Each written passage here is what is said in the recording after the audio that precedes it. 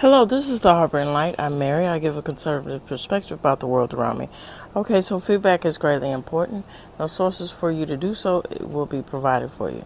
All right, so some of the audio platforms that I'm on a Speaker, Spotify, Pandora, iHeartRadio, Amazon Music, Deezer, Castbox, just to name a few. All right, so it's Friday, so I'm focusing in on fashion. And the country of choice this week is Chile. Here we go.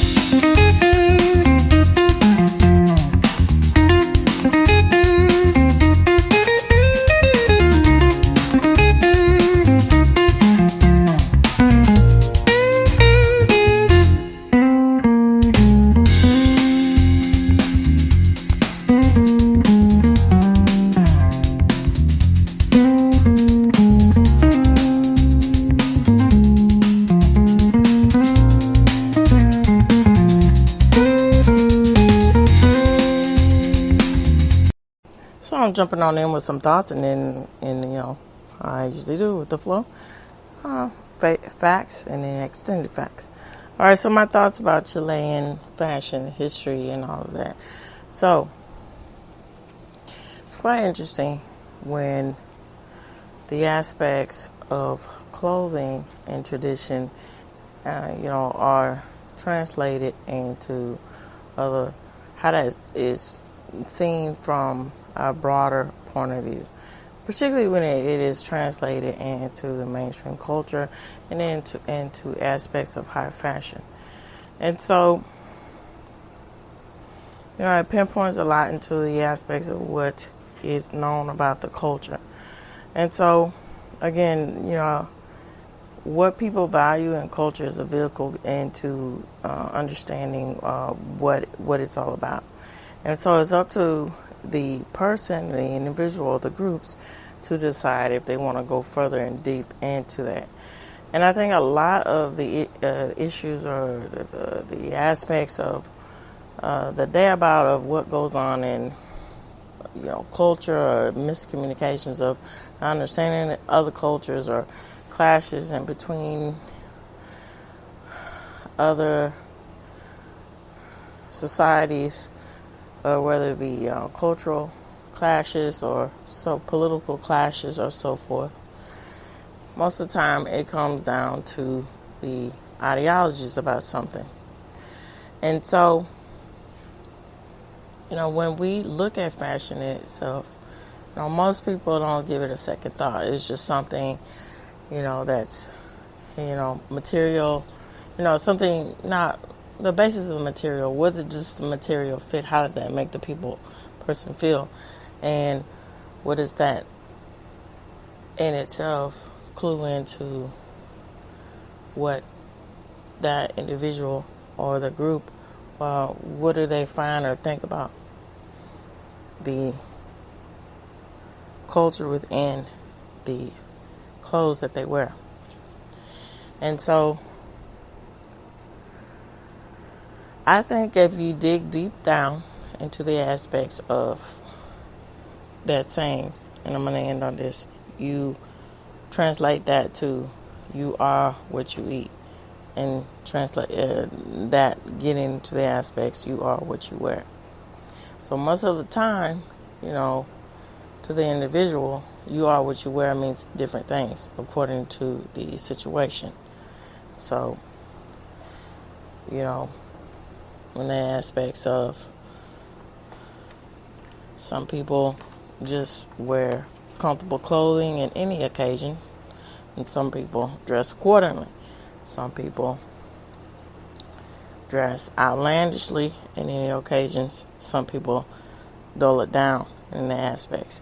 And so when we're in the aspects of Chilean history of fashion and Chilean traditional clothing, what is that speaking about? That's speaking about the aspects and the proud traditions of what has brought the start into the finish of why the clothes look the way they do and why people, the Chilean the Chilean culture, the Chilean people, right?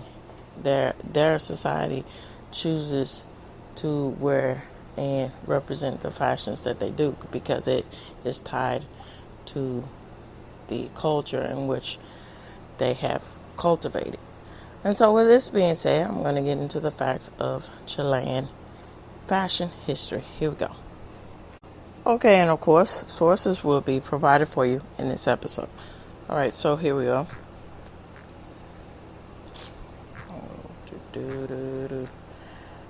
All right.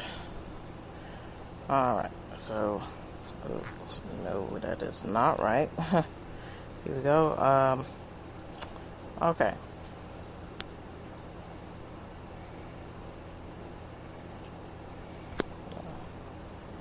Oh, no. Okay. All right, so history of Chilean fashion. All right, so the history of fashion in Chile is a rich tapestry that it reflects the country's diverse culture and influences, from indigenous traditions to European colonial styles and modern global trends. So indigenous groups like the Mapuche played a significant role in the shaping of earlier fashion, with their textile and garments made from natural fibers and dyed using local plants. So the arrival of the Spanish in the 16th century introduced European styles, and so that's very prevalent because of the traditional staple of Spanish culture, Spanish fashion, most part is heavily influenced by European fashion. All right, so the arrival of the Spanish is again in the 16th century introduced European styles, which led with the indigenous practices, creating a unique fashion identity. So following Chilean independence in 1818, the Hasos costume, featuring a poncho and a hat, Chipola hat, became popular across all cultural classes. So over time, Chilean fashion continued to evolve, incorporating global influences while maintaining a strong connection to its cultural heritage. So pre-colonial influences, colonial era, post-independence, and then on to the 20th century, and then ending with contemporary fashions. All right, here we go. So before the arrival of the Spaniards, the Mapuche people developed a rich textile tradition, with women wearing long dresses and men wearing ponchos, both made from natural fibers and dyed with local plants. So colonial era. And then I find it quite interesting when these traditions translate to what is stereotypically thought about a culture. So, for instance, Mexican heritage, Mexican traditions, typically, and now I'm pinpointing this into the aspects of entertainment. It's the stereotypical image of a Mexican heritage is with a poncho, when that's something that it's tied to other countries besides Mexico, and this is a case in point of that. And so it's just quite interesting how those interferences where you think it's just only from one region really wipes away from the aspects of all the aspects of different cultures that have that tradition of a poncho, and the reasons why it is because of the elements in which they were living to, again, the aspects of true sustainability and clothing and comfort. All right, so so the Spanish introduced European styles. We're getting into the colonial era. So during this time, Spanish introduced the European styles, and leading to a blend of indigenous and European influences. For classes, to point out, adopted elaborate garments with indigenous people, integrating European elements into their clothing, creating a unique fusion. So post-independence. So after Chilean independence of 1818, it became the symbol of national identity, the Hasos, worn by people of all classes.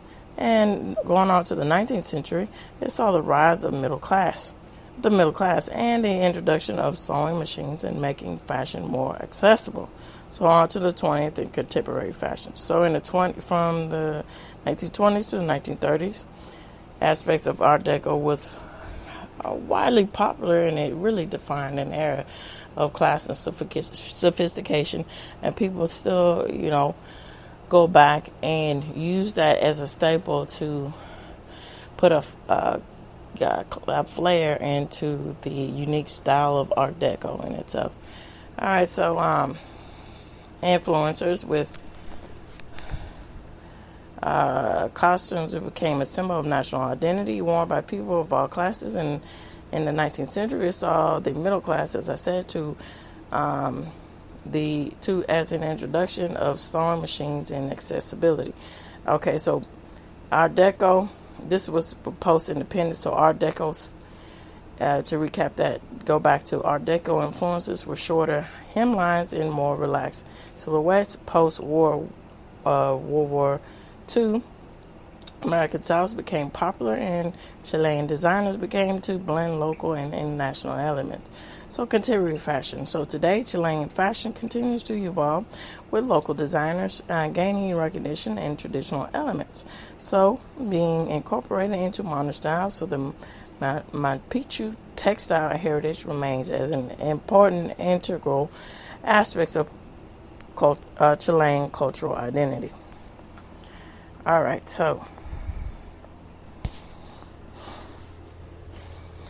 going to wrap up with world history, the fashion culture in Chile, historical overview. So fashion is more than just clothing. It is a vibrant tapestry that weaves together cultural and identity. So Chile is the evolution of fashion. It reflects a natural rich heritage, diverse of influence, and dynamic social change from indigenous textiles, pre-colonial times, and the contemporary street styles that define urban life today. So Chilean fashion offers a unique lens throughout which to explore the country's cultural narrative. All right, so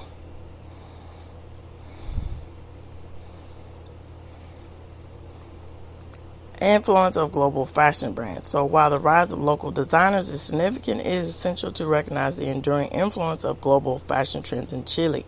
So the rapid globalization of the fashion industry has made it easier for international brands to come about in the Chilean market. So brands like Zara, H&M, and Forever 21 have established a strong presence, catering to the growing demand of fast fashion among Chilean consumers. So this phenomenon presents a double-edged sword, while on the other hand is the availability of global brands, which allows Chileans access to the latest trends and styles, promoting sense of fashion and awareness of the experimentation. All right, so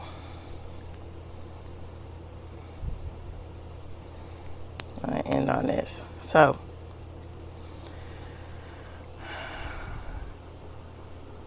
fashion weeks and cultural festivals in Chile, such as Santiago Fashion Week, have become cultural platforms for showcasing local talent and celebrating the intersections of fashion and cultural identity.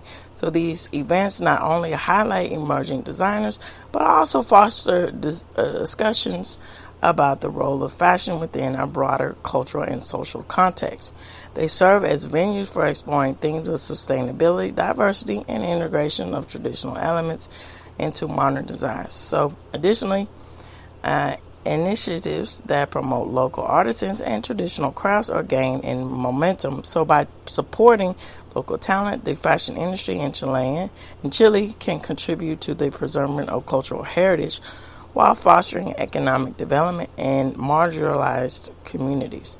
So these efforts reinforce ideas that fashion is not merely a commercial enterprise, but also a means of cultural expression and community empowerment.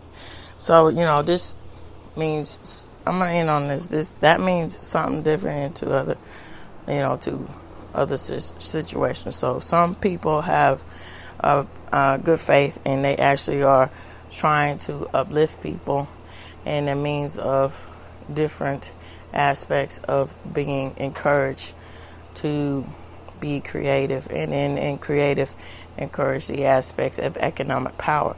But some just are, so quote unquote do-gooders, but they are just bad faith players. They don't actually mean what they say, and it's just a best way to describe that. It's just a mouthpiece move. So this ends this segment for fashion for this week. I'd like to know Chilean fashion for this week. So I'd like to know what you all think. Feel free to reach out to me. So this reaches the end of the Harbor Light. Tune in, turn up, and definitely take care. Bye-bye for now.